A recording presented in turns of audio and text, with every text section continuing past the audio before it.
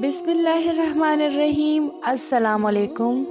हज़रत यूसुफ़ अलैहिस्सलाम अज़ीज़ मिस्र के घर में परवरिश पा रहे थे और अपने वालिद मोहतरम की तालीमात के मुताबिक अल्लाह ताला की इबादत कर रहे थे। जब आप अलैहिस्सलाम जवानी की उम्र को पहुँचे तो अल्लाह रब्बुल इज़्ज़त ने आप अलैहिस्सलाम को इल्म व हिकमत से नवाजा और मनसब नबूवत पर फाइज़ फरमाया। हज़रत यूसुफ़ अलैहिस्सलाम जब जवानी की उम्र को पहुँचे तो आप अलैहिस्सलाम हुस्न जमाल का पेकर और इंतहाई खूबसूरत थे। अज़ीज़ मिस्र की बीवी आप अलैहिस्सलाम के हुस्न पर फरिफ्ता हो गई और आप अलैहिस्सलाम को वरगलाने की बहुत कोशिश की।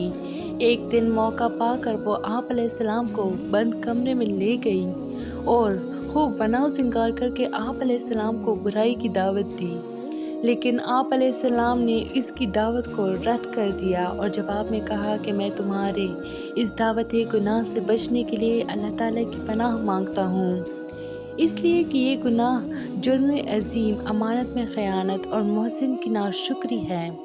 तुम्हारा शोहर मेरा मोहसिन है और ये कैसे मुनासिब होगा कि मैं अपने मोहसिन की इज़्ज़त से खेलूँ। अपने मोहसिन की ख़यानत करना तो जुल्म है और मैं जुल्म का इर्तिकाब नहीं कर सकता। इसके बाद आप अलैहिस्सलाम अपनी पाकदामनी के लिए कोशिश करते हुए दरवाजे से बाहर निकलने लगे तो अज़ीज़ मिस्र की बीवी ने आप अलैहिस्सलाम का पीछे से कुर्ता पकड़ा, जिससे वो पट गया। दरवाजे के पास ही दोनों ने अज़ीज़ मिस्र को सामने पाया।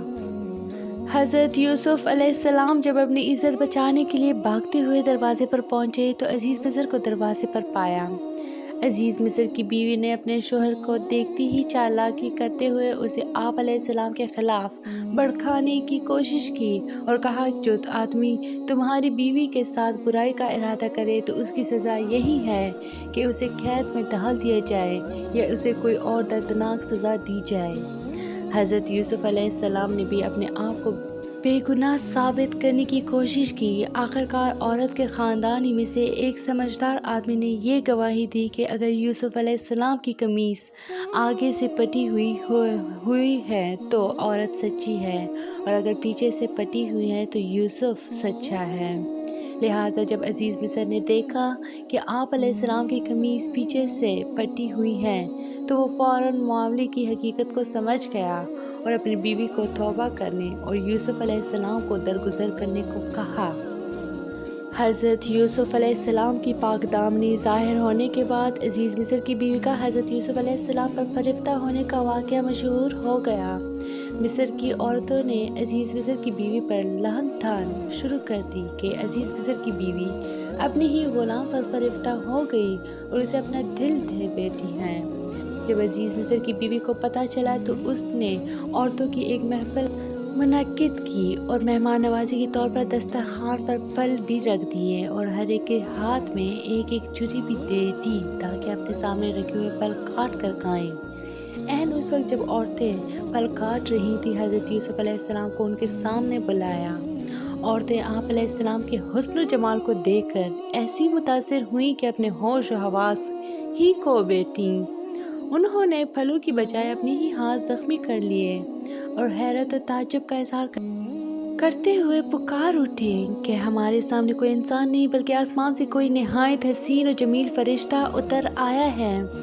अज़ीज़ मिस्र की बीवी ने मौका पाकर कहा कि इसी के बारे में तो मुझ पर लान तान कर रही थी।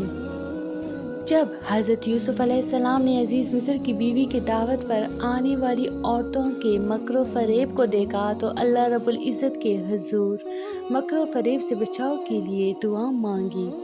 फरमाने इलाही है, उस वक्त यूसुफ़ अलैहिस्सलाम ने दुआ मांगी, ए मेरे परवरदिगार, जिस बात की तरफ ये औरतें मुझे बुला रही हैं इससे तो मुझे कैद खाना ज़्यादा पसंद है।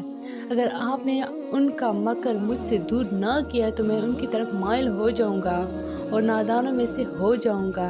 बस उनके रब ने उनकी दुआ कबूल कर ली और उन औरतों के मकर से दूर कर दिए। यकीनन वो खूब सुनने जानने वाला है।